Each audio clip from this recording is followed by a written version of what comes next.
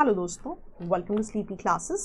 Mains के syllabus में geography में एक टॉपिक है factors affecting location of industries.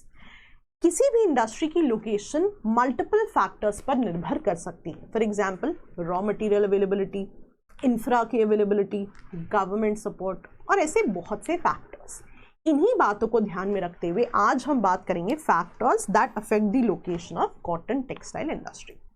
सबसे पहला फैक्टर है रॉ मटेरियल।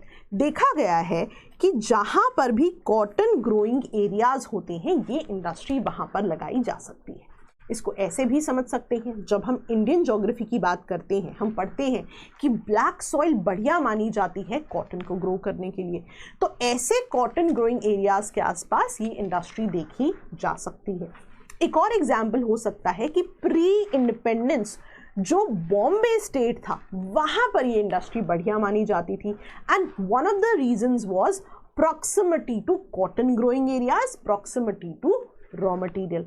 हावेवर ये भी उतना ही सही है कि हमेशा ज़रूरी नहीं है कि ये इंडस्ट्री कॉटन ग्रोइंग एरियाज के आसपास ही हो। इसको इस तरह से समझा जाता है कि it is not a weight losing industry. कहने का मतलब क्या है, जब हम वेट लूजिंग इंडस्ट्री की बात करते हैं यहाँ पर हम शुगर इंडस्ट्री की बात कर सकते हैं, in terms of sugarcane बात कर सकते हैं कि यदि ट्रांसपोर्टेशन में बहुत समय लग जाए तो ये समय लगने की वजह से आउटपुट कम हो जाता है कई इंडस्ट्रीज का, जैसे हमने शुगर इंडस्ट्रीज की बात की। तो वहां पर हम कोशिश करते हैं कि बहुत ज़्यादा ट्रांसपोर्टेशन ना हो। हाउएवर कॉटन इंडस्ट्री के साथ ऐसा कोई पैरामीटर नहीं है। This industry is not a weight losing industry. इसीलिए हमेशा ज़रूरी नहीं है कि proximity to cotton producing areas हो, और भी मल्टीपल फैक्टर्स रिस्पॉन्सिबल हो सकते हैं। फॉर एग्जाम्पल कहीं पर गवर्नमेंट सपोर्ट फेवरेबल हो सकता है, फॉर एग्जाम्पल बांग्लादेश।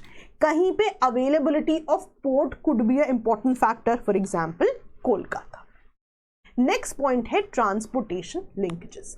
इसके लिए यहाँ पे एक एग्जाम्पल बता रहे हैं कि कॉटन इंडस्ट्री का भी एक्सपेंशन देखा गया जैसे जैसे इंडिया में रेलवे लाइंस का एक्सपेंशन हुआ, कि जैसे जैसे रेलवे लाइंस और ज़्यादा एक्सपैंड हुई कॉटन इंडस्ट्री ने भी और रीजन्स में जो है कहीं ना कहीं एक्सपेंशन किया। नेक्स्ट पॉइंट है इन टर्म्स ऑफ क्लाइमेट। यहाँ पे देखिए cotton mills require hot and humid air to prevent thread breakage. इसका मतलब है जहां पर भी ये कंडीशंस होंगी वो कंडीशंस बढ़िया मानी जाएंगी, है ना। यहां पर आप देख सकते हैं मुंबई का भी रेफरेंस है। हावेवर ये भी उतना ही सही है कि फॉर एग्जांपल जैसे ह्यूमिडिटी कंट्रोलर्स आ चुके हैं, तो कहीं ना कहीं जो मिल सेटअप होती है अब वो और ज़्यादा वाइड रेंज ऑफ लोकेशंस में सेटअप की जा सकती है। तो although climate is a very important factor, लेकिन जैसे जैसे टेक आगे बढ़ा है देखा गया है कि और वाइड रेंज ऑफ लोकेशंस में ये इंडस्ट्री मिल सकती है। अच्छा, labour cost is also an important factor. देखा गया है कि this industry moves from areas with higher labor cost to areas with low labor cost। तो ये भी एक इम्पॉर्टेंट फैक्टर आप देख सकते हैं, देखा गया है। आप यहाँ पे रीजन्स का भी बात कर सकते हैं, that this industry move from areas like Germany, Japan to areas like China, India, Bangladesh. Next point है यहाँ पे access to market for cotton textiles. ये इंडस्ट्री, जब हम कॉटन इंडस्ट्री की बात कर रहे हैं, आप मार्केट ड्रिवन होना भी एक फैक्टर बता सकते हैं। For example in the 1800s British imported all this from for example India, और फिर क्लॉथ प्रोड्यूस करके एक्सपोर्ट कर दिया और रीजन्स में। तो मार्केट ड्रिवन होना भी एक पैरामीटर था।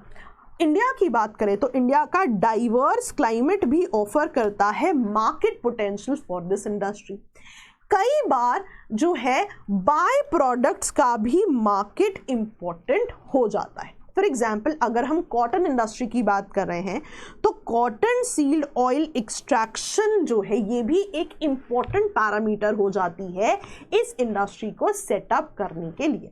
तो बाय प्रोडक्ट्स भी कुछ स्पेसिफिक इंडस्ट्री के फेवरेबल पॉइंटर्स हो सकते हैं। यहाँ पे हम वाटर अवेलेबिलिटी की भी बात कर सकते हैं, क्योंकि water demand for bleaching and dyeing the fabric एक इंपॉर्टेंट फैक्टर माना जाता है ना। तो जहाँ पर भी वाटर की अवेलेबिलिटी है, फॉर एग्जांपल मुंबई के रेफरेंस में मीठी रिवर की बात हो रही है, अहमदाबाद के रेफरेंस में साबरमती रिवर की बात हो रही है, तो ये इंपॉर्टेंट फैक्टर्स है। नेक्स्ट, जहाँ पर भी सरकार की पॉलिसीज फेवरेबल होंगी वहां पर भी इंडस्ट्री लगाई जा सकती है। यहां पे हम बांग्लादेश की बात कर सकते हैं इन टर्म्स ऑफ गवर्नमेंट की पॉलिसीज। नेक्स्ट है टेक्नोलॉजिकल डेवलपमेंट्स। एग्जाम्पल हम यहाँ पे मैनचेस्टर का ले लेते हैं। कॉटन इंडस्ट्री के लिए बढ़िया माना जाता था। कैटेगोरिकली इंडस्ट्रियल रेवोल्यूशन के समय की बात कर लें तो आप इमेजिन कीजिए, एक तो यहाँ पर ब्रिटिश रॉ कॉटन इंपोर्ट कर रहे हैं, प्लस यहाँ पे गवर्नमेंट की पॉलिसीज फेवरेबल है, वाटर अवेलेबिलिटी है, और इंडस्ट्रियल रेवोल्यूशन के समय पे टेक भी बढ़िया होता जा रहा है। सीरीज ऑफ इन्वेंशंस की हम बात कर रहे हैं जिनकी वजह से कहीं ना कहीं एक रास्ता मिला इन्हें for modern cotton textile industry. तो इन पॉइंट्स को ज़रूर याद रखें, डायरेक्टली आप मेंस में कोट कर सकते हैं। शिखर टू शिखर बैच के बारे में आप जानते हैं, one of the most holistic batches for your exam की प्रिपरेशन। बहुत ही होलिस्टिक बैच है, बहुत ही कंटेंट रिच बैच है, ज़रूर इसे कंसिडर करें अपनी प्रिपरेशन के लिए। Thank you so much, bye bye.